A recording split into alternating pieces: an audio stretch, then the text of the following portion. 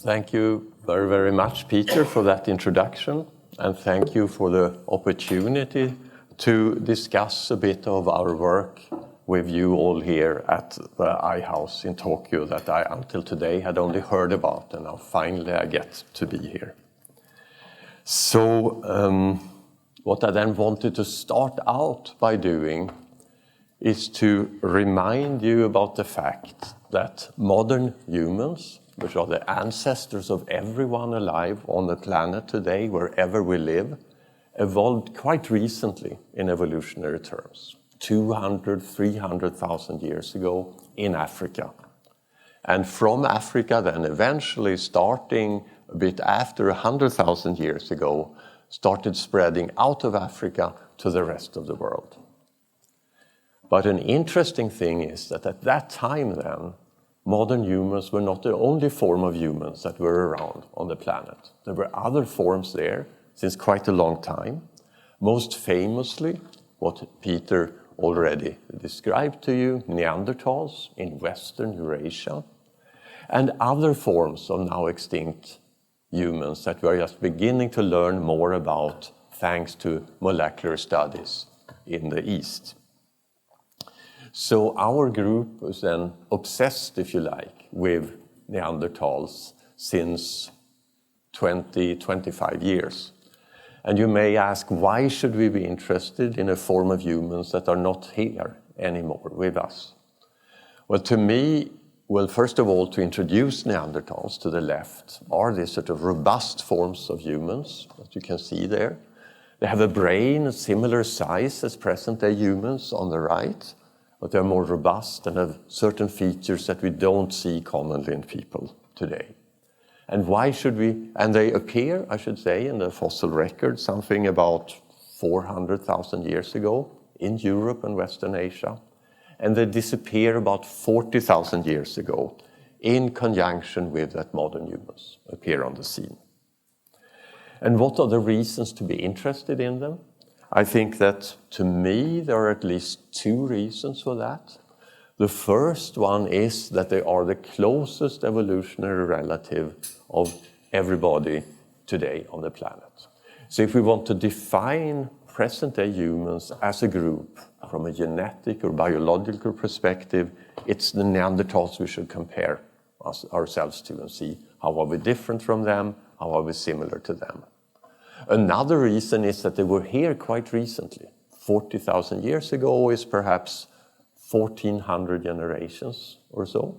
So an interesting question is what happened when our ancestors met them? How did we deal with each other? But to then ask that from a genetic perspective, you need to retrieve DNA from bones and skeletons that are at least 40,000 years old. And there are a lot of technical challenges with that, and that's in a way what our group has worked with since over 30 years. And those challenges come from the fact that, first of all, in an old bone like that, there is very little DNA that remains. Often 100,000-fold, 1,000,000-fold less than in a fresh piece of bone. It's also degraded to tiny little pieces, whereas modern DNA would be long, long fragments. It's chemically modified, which may induce problems when you sequence the DNA. And it is present in a large excess, generally, of microbial DNA, of DNA from bacteria and fungi that have colonized the bones as it lay in the ground. And one additional problem is, as Peter also alluded to, the fact that when you then deal with so small amounts of DNA, even tiny amounts of contamination from the chemicals you buy from a provider or from a particle of dust in the air that lands in your experiments may overwhelm your results and overtake what you find. So there has been a lot of development to overcome this, working under clean room conditions, getting rid of contaminating DNA by various physical and chemical means, improving all aspects of how you extract the DNA from a fossil, how you then process it to sequence it, and then creating your database of what was in this bone and compare it to, say, the human genome and other genomes that you may be interested in. So there have been many developments of that. We've gotten a lot better over the years in how we extract short pieces of DNA. Of course, the sequencing machines have gotten more efficient.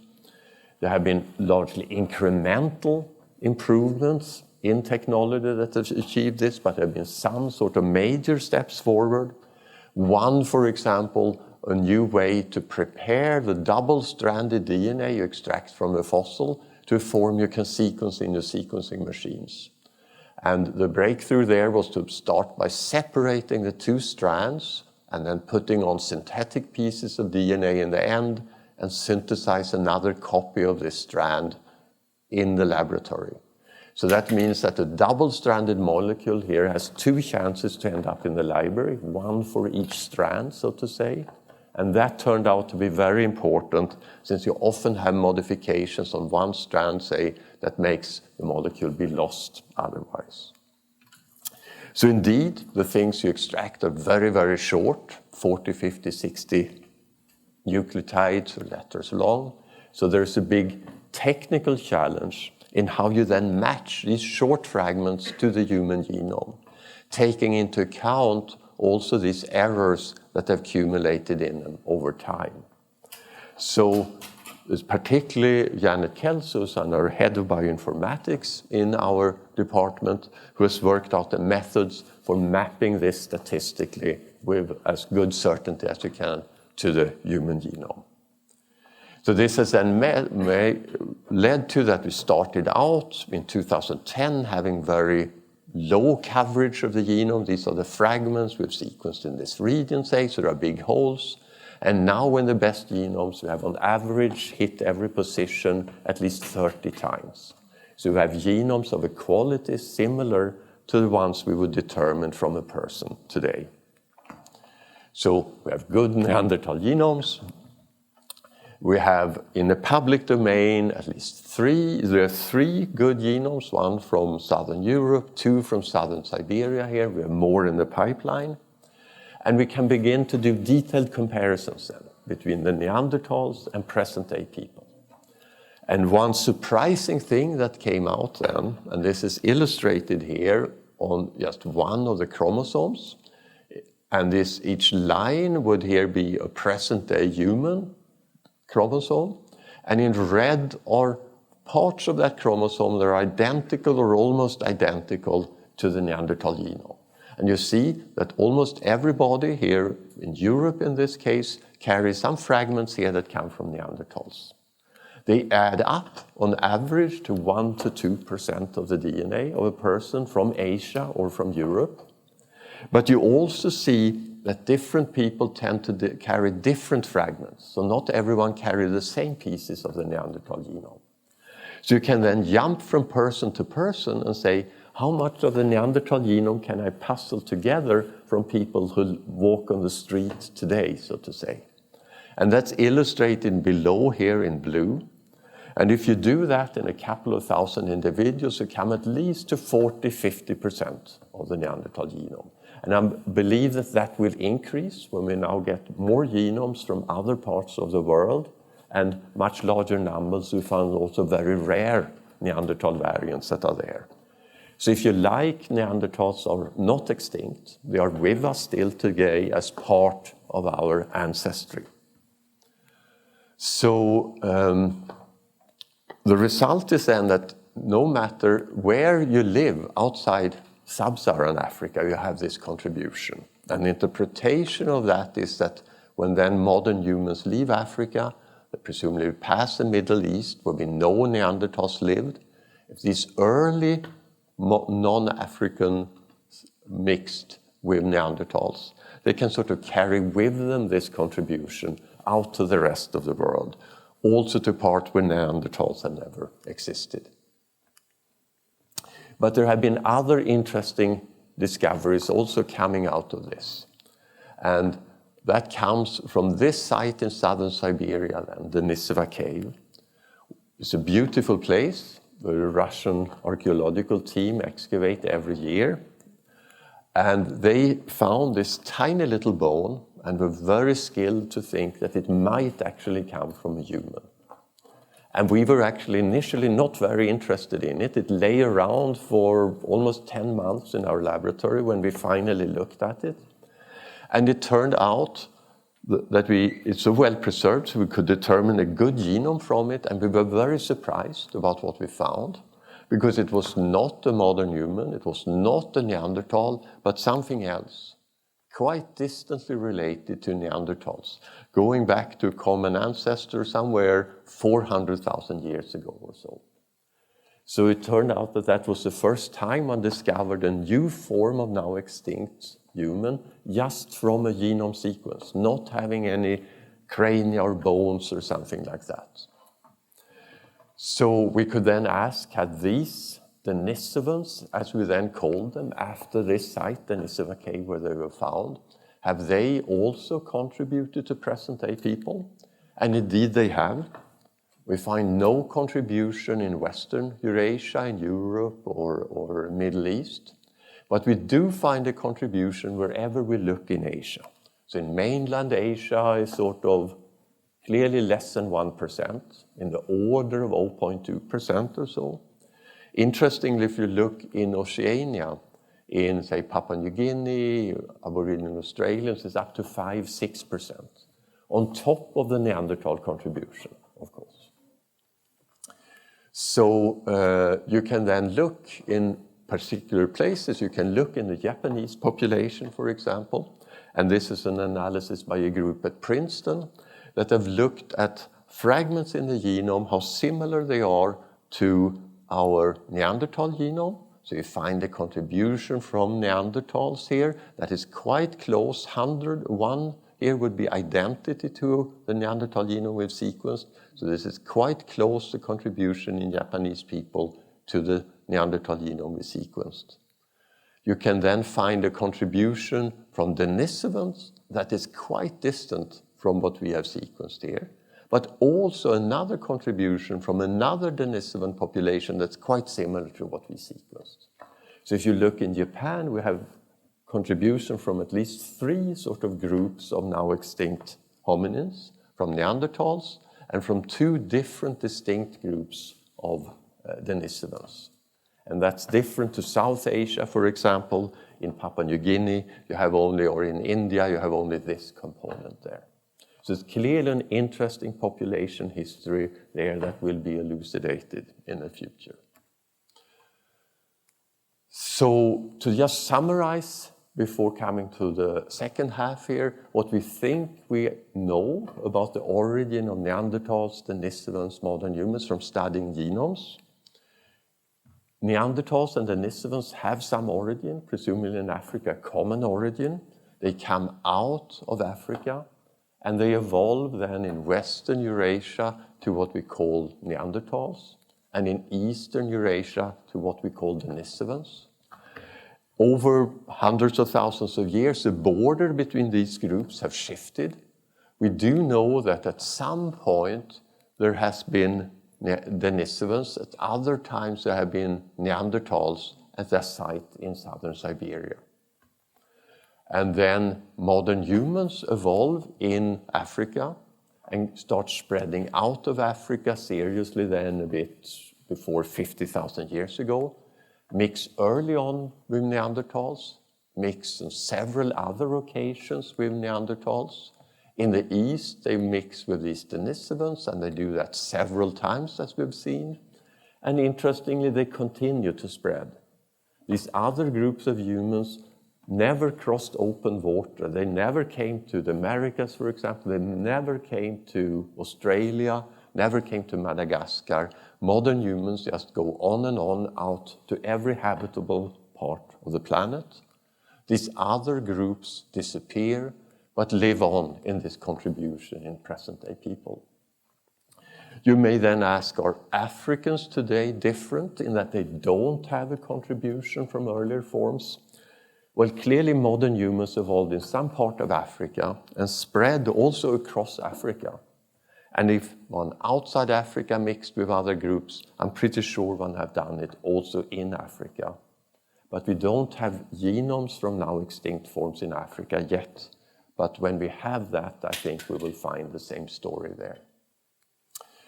So one interesting aspect of this, now having these genomes from our closest relatives, is that we can begin to find where genetic changes happen on this lineage from the common ancestor with the chimpanzee.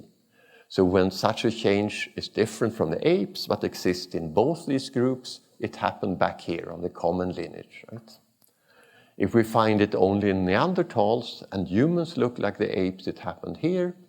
If it happened here, we find it only in humans and not in the others here.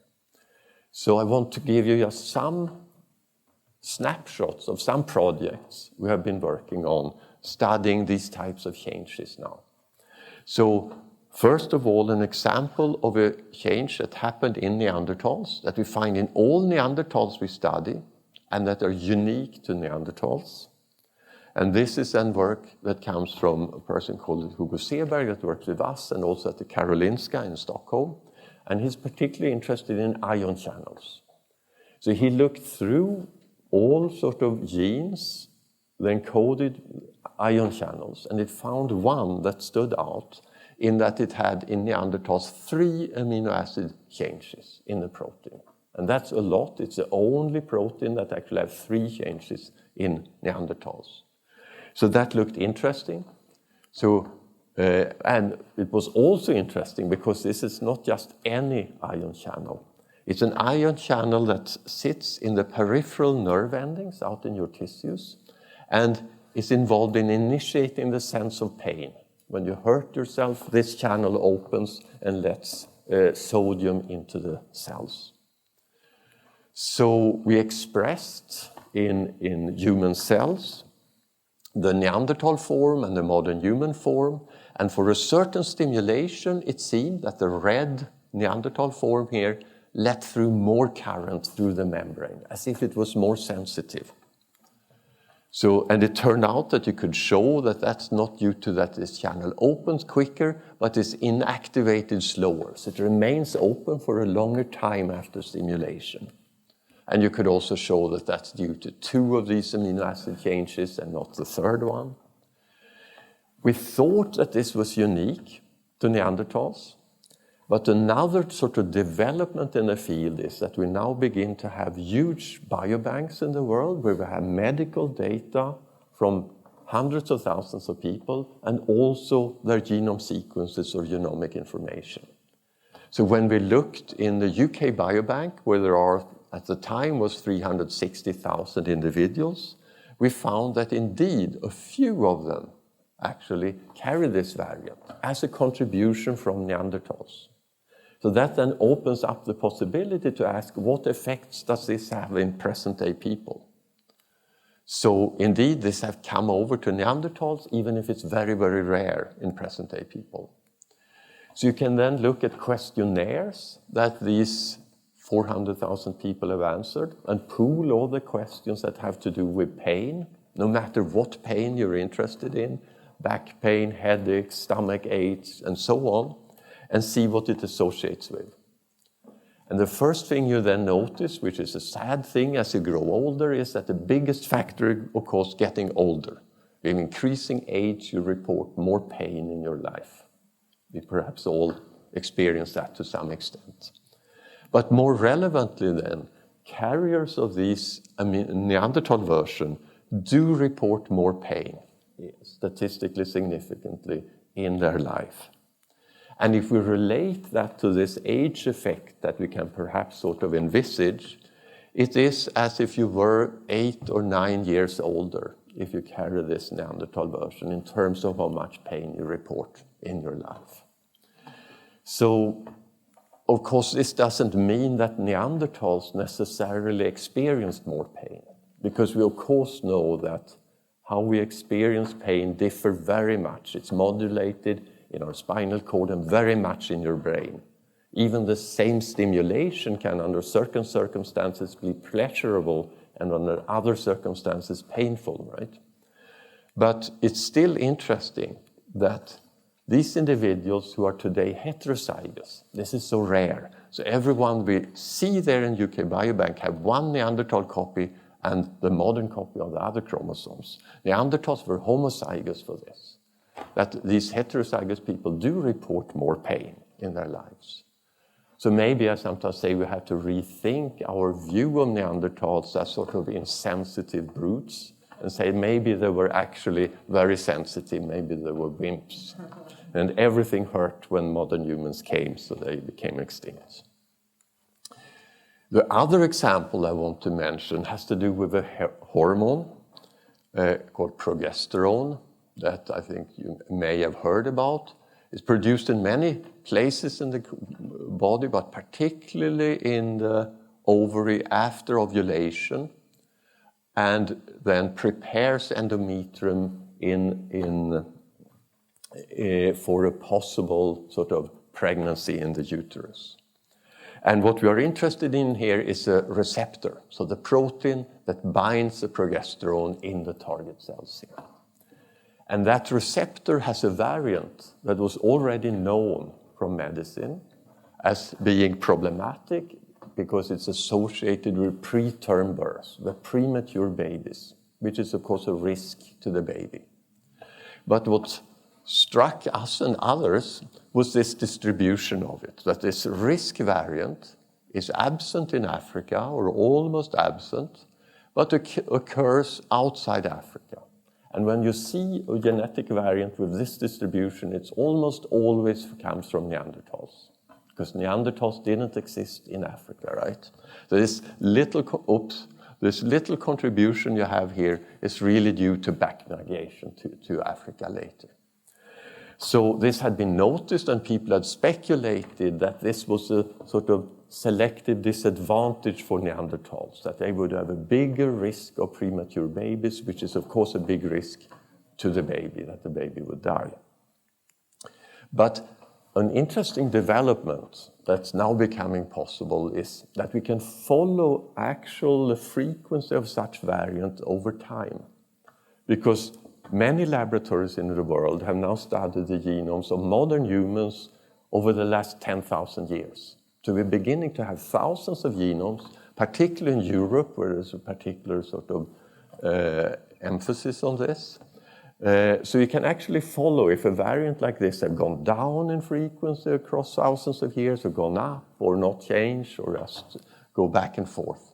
So if we look at this variant now, and start 15,000 years ago, and in this little animation, in gray will be non-carriers, and in black, individuals that carry this variant. And the red ones are simply the Neanderthal and Denisovan genomes.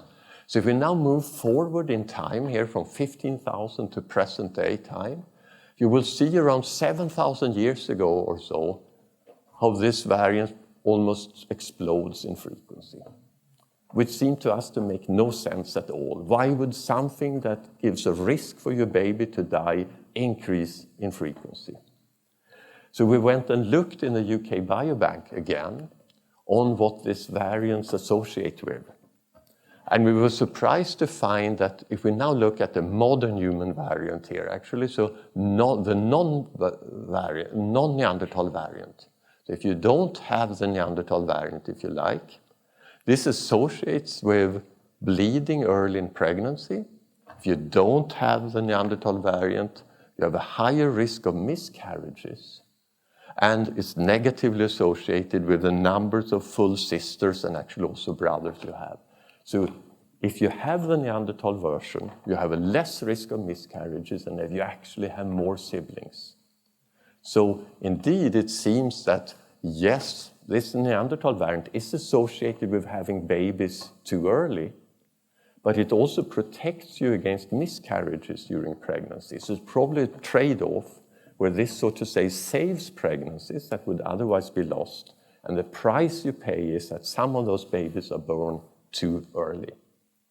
And we're also beginning to understand why that may be, because if we look at how much of this receptor is expressed in people who have the Neanderthal version, they express more of the receptor. So having more of the receptor, you can of course imagine you have more of the effect of the hormone. And that is a bit borne out then by studies that have come since then, showing that if you give progesterone to women who have experienced multiple miscarriages, you can significantly increase the probability of having a live birth. So, and you can increase then presumably the progesterone effect by giving progesterone, of course, but also presumably by increasing the amount of hormone you have. So this is a good thing that Neanderthals have contributed to present-day people, so to say. And there are several examples of this with variants that are sort of clinically known to be important, turns out to come from Neanderthals. So there are 2 genes that encode enzymes that degrade drugs you take in the liver. They turn out to be closely related to our Neanderthals, so they come from Neanderthals. And one of these sort of is decreasing the metabolism of ibuprofen, if you take that with increasing age to take care of your pains. So the half-life is actually increased about 4 times of ibuprofen if you have the Neanderthal version in a homozygous form. But more important, the other gene there decreases the metabolism of warfarin that you take against blood clots if you have an artificial heart valve, for example. So you have to give about half the dose if you're a Neanderthal carrier in that case. So the other area where Neanderthals have an influence is, as Peter suggested then, or mentioned, the current pandemic. And as you know, when you get infected with the virus, many or most people have very mild symptoms or no symptoms, but some people become severely ill and even die. We also know risk factors for that, old age, for example, male sex, other diseases, but all these risk factors isn't enough to explain why some people become so very ill and others have hardly any symptoms at all. So already from the beginning of the pandemic, there was a big international consortium that looked for genetic factors in the hosts, comparing people who get severely ill with those that get very mild or no symptoms. And we were peripherally and had a very small role in that consortium. But when we then looked at the results that began to come out in the early summer of 2020, it was clear that there was one major risk factor on one chromosome here, on chromosome 3, that really dominated the risk to become severely ill if you're infected. And we were totally surprised when we then looked at those risk factors there, risk haplotype, that they are very similar to the Neanderthal genomes, whereas the protective variants are modern, if you like. So this is sort of a contribution from Neanderthals that come over to modern humans and exist in some humans today. And for being a genetic risk factor is quite a big one. This is early on in the pandemic. This is then in Scandinavia. If you were hospitalized with severe COVID, you had a 7% risk to die if you were not a carrier of this variant, and you had about a 13% risk of dying if you are a carrier. So it about doubles your risk. In fact, if you look at people under the age of 60 at that time with no other risk factor, it's a 5 times higher. It's trivial in a way. If you eliminate other risk factors, the genetic one becomes much more prominent. So we and others are, of course, then very interested in looking in this region on the chromosome, what this may be due to. And unfortunately, it is a very complex region. So there are at least 3 genes in there for which you could make up plausible stories of why variation in those genes might influence this. So there are genes that influence immune response, one gene that forms a complex with the receptor of the SARS-CoV-2 virus, etc. So we and others are sort of intensively trying to sort of figure out what might be going on here. Because if we understood that, we might also be able to treat better, of course, severe COVID. If you look at the frequency around the world, though, of this risk variant, it's a very interesting pattern. Well, first of all, you can say, given these frequencies, how many extra deaths have we had due to this Neanderthal contribution in the pandemic so far, and that's at least 1 million extra deaths, probably more actually. But if you look at the frequency of this, you can see that in East Asia, in Japan and China, this risk factor is totally absent. Whereas there is high frequency of it in South Asia, in India, Pakistan, Sri Lanka, about half of the people are carriers of this. Europe is somewhere in between. So something has clearly gone on in the past with this. Something seemed to have eliminated here in the East, and something seemed to have been beneficial in the past to carry it here. This is an extremist case of a frequency difference between East Asia and South Asia that we have in the genome, actually. And it's, of course, tempting to speculate that that's past epidemics that have caused this, but what those would be is, of course, totally unknown. But there are other effects on other viruses from this region, and this is, again, Hugo Seberg, who noticed that if we look at this risk variant here and then look 1 million base pairs further down, there's another gene that you may have heard the name of, CCR5, which is a co-receptor for the HIV virus. So people who have mutations that knock it out on both chromosomes are resistant to being infected with HIV.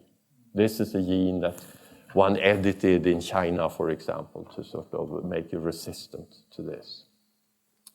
So we then looked at the expression of CCR5 in people who carry and not carry the Neanderthal variant. And you find that people with the Neanderthal variant here express less of CCR5 on their cells. So that may suggest that they would be somewhat protected against HIV infection, and indeed that is the case. If you look at 3 big cohort studies, you have about a 25% reduction of the risk of being infected with HIV if you're exposed to it, if you carry this Neanderthal variant. So it clearly has both good and bad effects, right? It has this sort of increased risk of severe COVID and a decreased risk of becoming HIV positive. So as all genetic variants, it has both, depending on the environment, has good and bad effects. So it's at least a double-edged sword, but what has gone on in the past then, say in East Asia, to eliminate it, it must be something else. So it's probably a multi-edged sword for sure.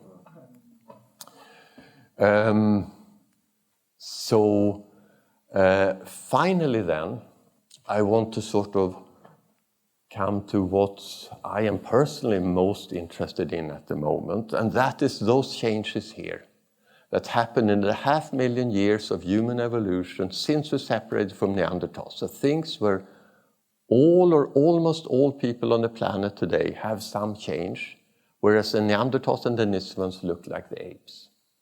We can now find those changes, of course, because we have these genomes here. So, and we are very interested in them because among them may hide some things that sort of of functional importance for making us fully modern, if you like. And why are we interested in that? I think that modern humans are very special as a sort of primate because Neanderthal technology, for example, changed very slowly. If you look at the stone tools that from 300,000 years ago in the early Neanderthals and late Neanderthals, 250,000 years later, an expert can explain to me that there may be some difference there, and I can with effort sort of see that, but I need no expert to explain to me that technology today is different from 100,000 years ago in modern humans, right? So technology starts changing rapidly. We've also seen that it becomes regionalized. All Neanderthals made pretty much the same thing wherever you are, whereas very quickly with modern humans, anyone expert can say this must come from Western Europe, this must come from Central Asia, and so on. Another thing is art. Figurative art, that you can see what it depicts, comes only with modern humans. There is now a sort of growing evidence that Neanderthals made some form of art, because there's cave art that have been dated to 70,000 years ago or so, that is earlier than modern humans were around, for example, in Spain. But if I'm a little mean, I would say that to me, that Neanderthal art looks pretty much like very modern art, because I can't see what it depicts at all. It's sort of, some lines on the wall, some dots, but this type of things come with modern humans. And of course, I think really importantly, modern humans become very numerous. They become more numerous than these earlier forms. They spread in another way.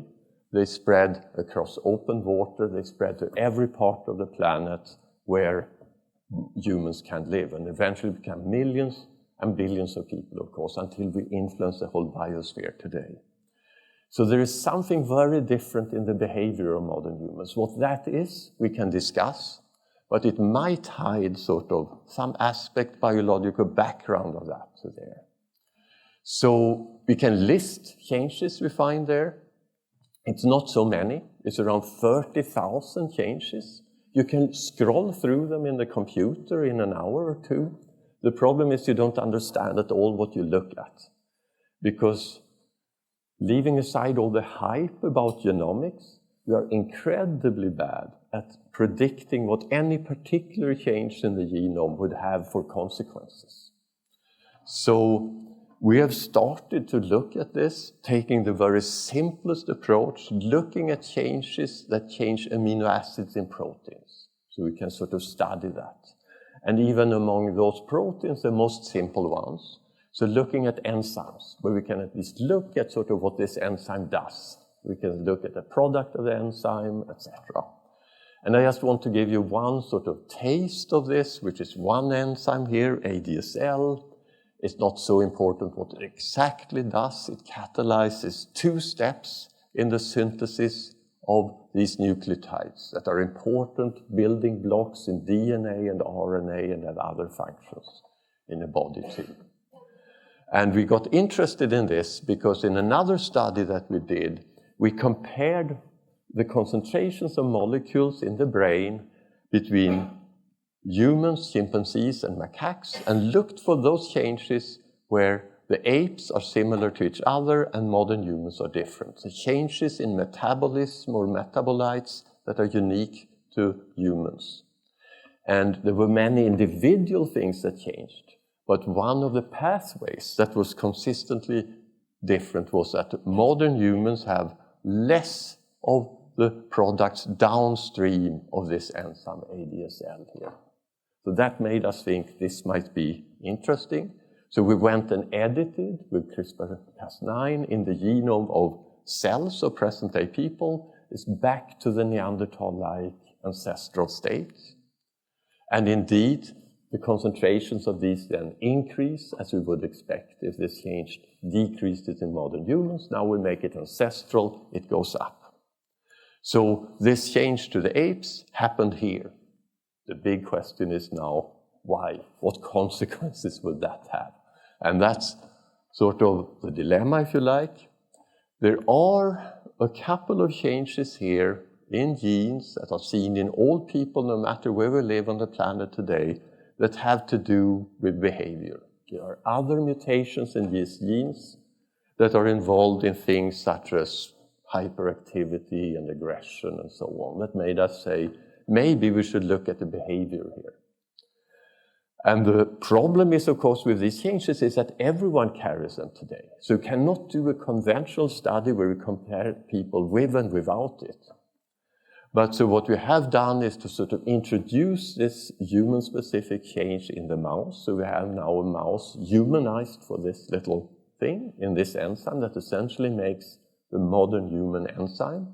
And we can study its behavior. And that's work that goes on at OIST, for example, where we then have groups of mice that are homozygous for this modern human version and siblings born by the same mother that don't have it, and we can compare their behavior. For example, in a situation when they are thirsty and they get water to drink, who gets to drink first? And in the first set, this is preliminary data, so it's secret. You're not allowed to talk about it. outside this room. But in the first set of experiments here, in 5 cages, is clearly this humanized mice that get to drink first. In one case, it's actually a wild type. So we're sort of struggling with this, trying to study this in more detail, study the function of the brain together with colleagues there to understand this. So to wrap up, then, I hope I sort of convinced you that it can be interesting to have the genomes of our closest relatives, because we can then find things that are human-specific, Neanderthal-specific. We can study the influence of gene flow from these in present-day people. And the way to do that is to use big biobanks where we can study these variants. And I'm very excited about collaborations in OIST now with biobanks in Japan, because here we have the Denisovan variants too. So far, almost all work on this have been done in populations of European descent where we have no Denisovan component. So here will be an opportunity to sort of study also the Denisovan contributions. And what we can also do is then edit this in the genome in cells today and study that and even humanize animals. So, and this work then goes on, particularly the last type of work I talked about at this marvelous place in OIST, at OIST with this little group. We are starting there. And with that, I then thank you for your attention.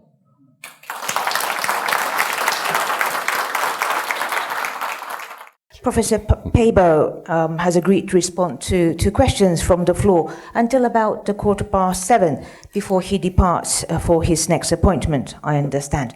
My name is Aiko Doden from NHK, also a trustee at the International House of Japan. It's extremely scary to ask this question because this is such a topic which I know basically nothing about from a scientific basis. So if the question is really silly, please do excuse it. But you did mention that, why did this change happen between the modern humans and the Neanderthals? And for example, in the creation of art, or in these large groups or communities, teamwork maybe, and you're still working it out why. But I'm just keen to know, what's your guess? What's your hunch that triggered this? Because there are all kinds of theories out there. There's even a theory that there was an alien life force that came in and took this group of humans, early humans, and made us really intelligent. So just keen to know. I know the evidence isn't there, but just keen to get your guess on what might that be. Well, as you sort of get my drift a little in the example I show also, I think a sort of reasonable suggestion has to do with sociality.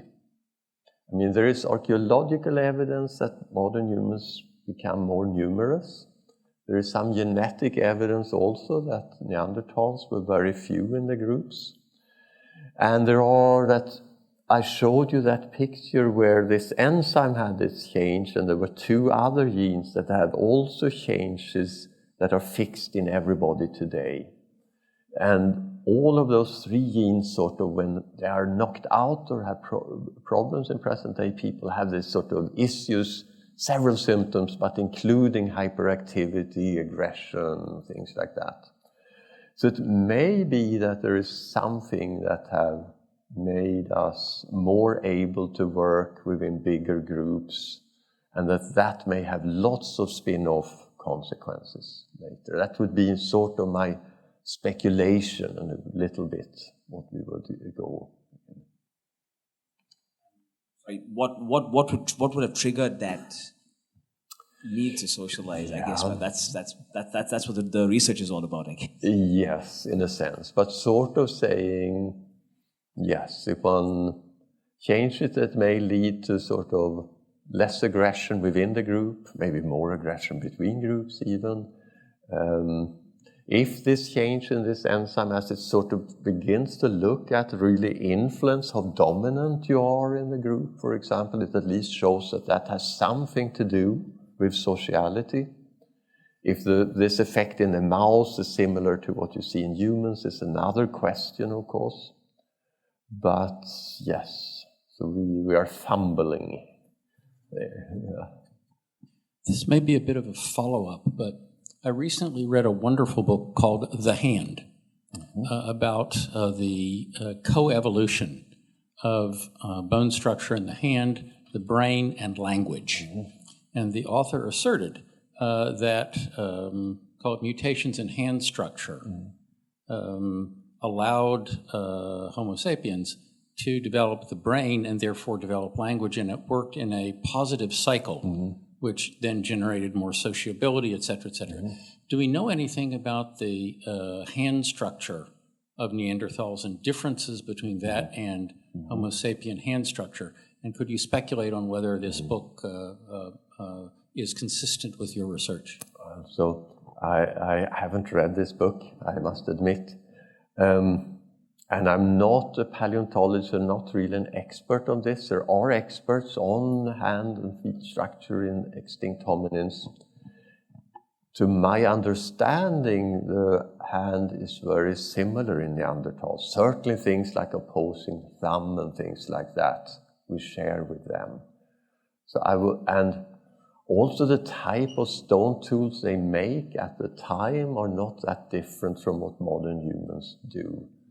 So I could imagine that the cycle you talk about, that certainly sounds very plausible, that important may have been earlier in human evolution, if you more go back 1 million or 2 years, that would have been an important factor.